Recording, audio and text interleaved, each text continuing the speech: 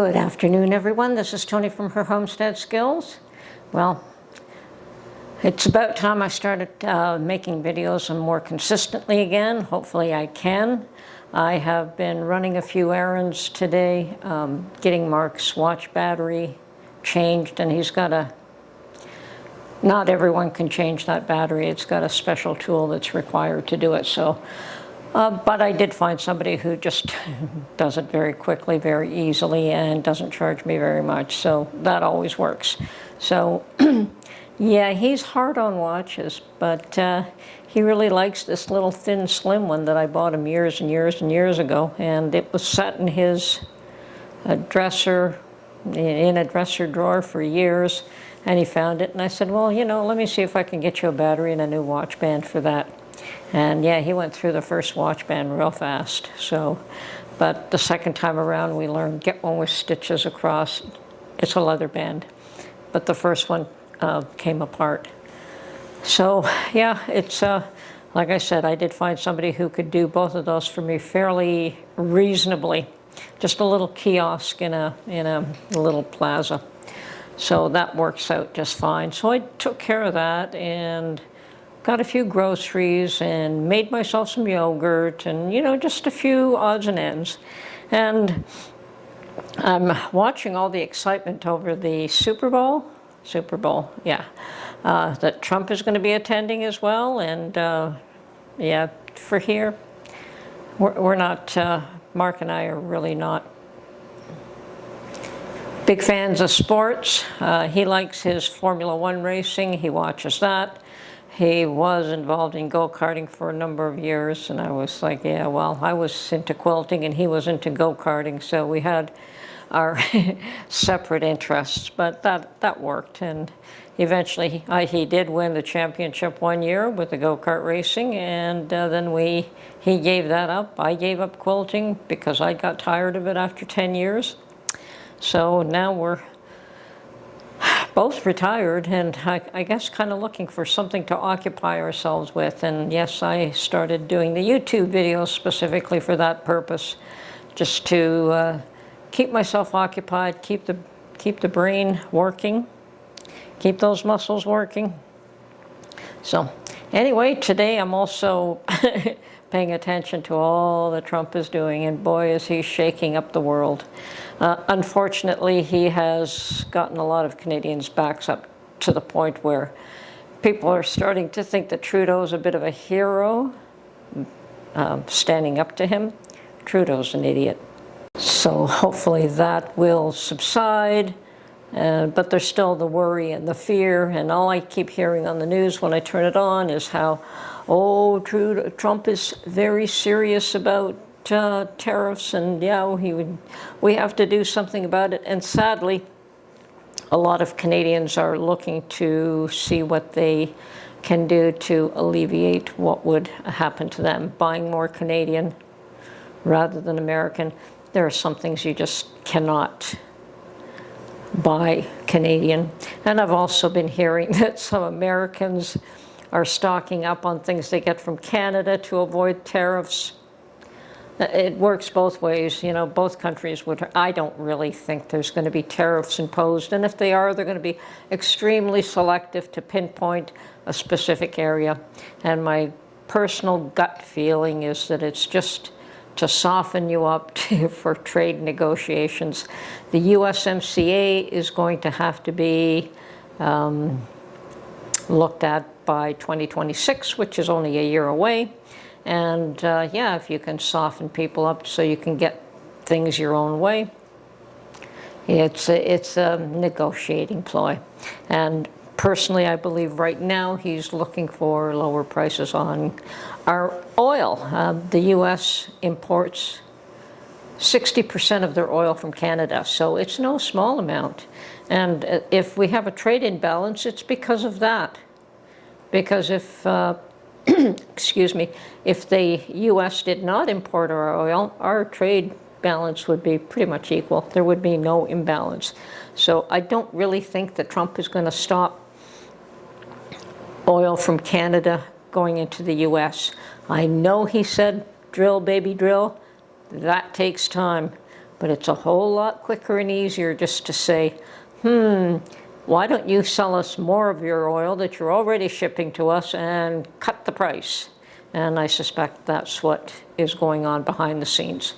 And I don't know if any of you watched Peterson's latest video where he specifically detailed in very eloquent terms the relationship between Alberta, which is the oil-rich province, and the rest of Canada, and how Alberta always gets shafted, I guess is the word.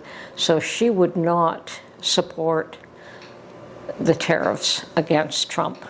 I think that she would rather negotiate a deal. And of course, if most of the exports are from Alberta, she's got something to say about it. So, like I said, I'm not terribly worried about it. I know that Trudeau, Doug Ford, and the other premiers are stoking fear in order to enhance their own positions. I'm sure Trudeau at this point would like to go out as a hero rather than as the villain that he has been. So, of course, he's going to play that card as much as he can. He is still out the door. And I think Trump's having a lot of fun with, oh, well, if you guys won't look after Gaza, well, we will. And, of course, that's, once again, negotiation ploy. If you guys won't do anything about it, everyone's worried about the Palestinians and about Gaza, but nobody is willing to put a hand forward to resolve that situation. So, yeah, I think that's a pretty interesting ploy on his behalf, saying that, well, if you guys won't look after this, the U.S. will. And not necessarily that the U.S. will take over the land, but my personal opinion is that they would certainly make a better neighbor than Hamas, whether it's even the Arabs or Egypt or whoever. Any of them would be a better neighbor than Hamas. And yeah, I do understand that those tunnels have to be demolished, never to come back again. So yeah, resettling the Palestinians, whether there or someplace else, I mean, they're not going to be able to live there in the rubble. A lot of them will want to leave. Unfortunately, Trudeau has offered a whole bunch of them to come over here. Boy, is he ever a nice fellow. Doesn't take account what people in Canada think about that situation. So, and I, for one, am not terribly enthusiastic of another group of immigrants that we have to pay for and look after, because that is what happens. I mean, they're driving better cars than I am. And Trudeau pays their rent, buys them food. Yeah, Trudeau, we do that. Anyway, hopefully 500,000 Palestinians will not be coming here, because guess where they'll land? Right on our doorstep. So, anyway, I am very much all for what Trump is doing. Doesn't scare me, doesn't worry me. He's doing a bang-up job. It has to be done. And all the clamor and all the bad, what's the word? All the opposition just going on crazy, yelling, screaming, crying about what he's doing, just kind of proves that they've got something to hide. Like if it was, let's face it, what Elon Musk has uncovered so far is pretty sad, and I'm sure we have the same thing going on here. You know, don't kid yourself. I suspect that's part of why Trudeau quit, because or resigned, or said he will resign as soon as a new leader is chosen to replace him. It won't make any difference. I think that all things will be eventually exposed. I mean, God says that all the hidden will come to light.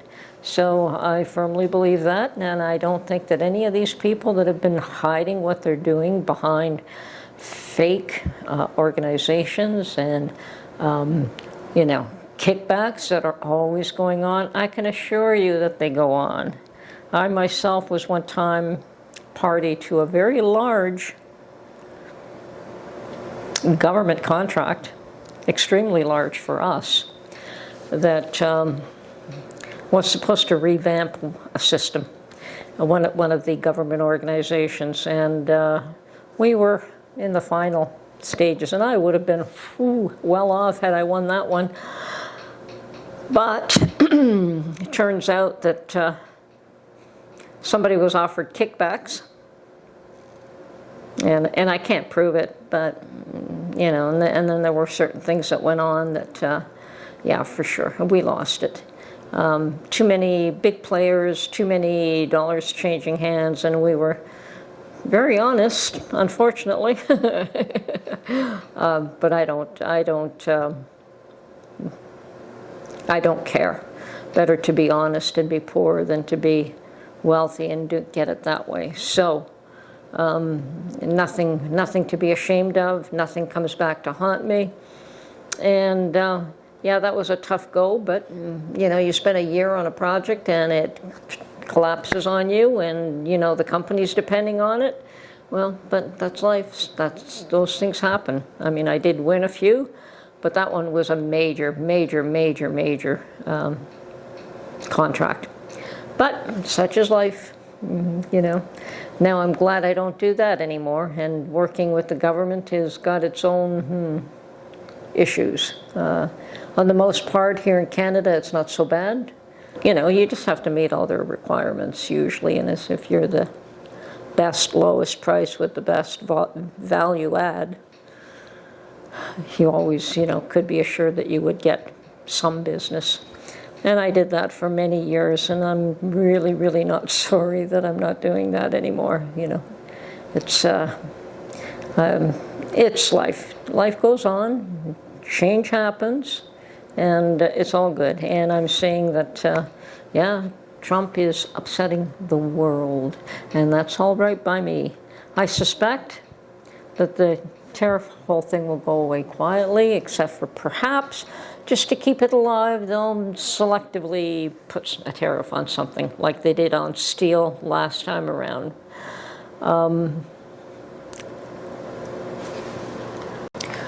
The one thing that I can see coming out of all of this, both with Canada and maybe other players as well, is a uniform monetary system. Well, not a whole monetary system, but everyone using American dollars. I can really see that. I've heard it expressed a number of times that perhaps Canada could accept the American dollar as their, and give up the Canadian dollar.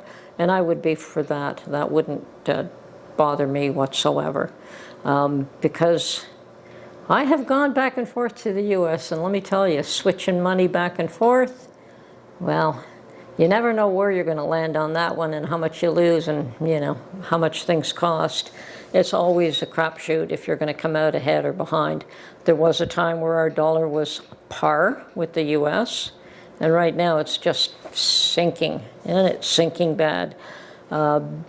Perhaps because of Trump's shaking up the world, and perhaps because of our own incompetence and unwillingness to be the powerhouse that we could be. So anyway, life goes on. Look for that. I expect that's one thing that will happen. If it doesn't happen soon, it will happen eventually. There is going to be a uniform currency with more than just Canada and the U.S. I mean, a lot of people use the U.S. currency now, and that's the other thing that Trump is definitely pushing for it to remain in place as the strongest currency in the world. So that would be another way to bolster that, is to get Canada to accept the U.S. currency. Just my thought. Just my thought. It's the oil and it's the dollar. Follow the money. Always follow the money. Anyway, this is Tony from Her Homestead Skills. I hope you found this a little bit interesting, and we'll keep in touch. Bye for now.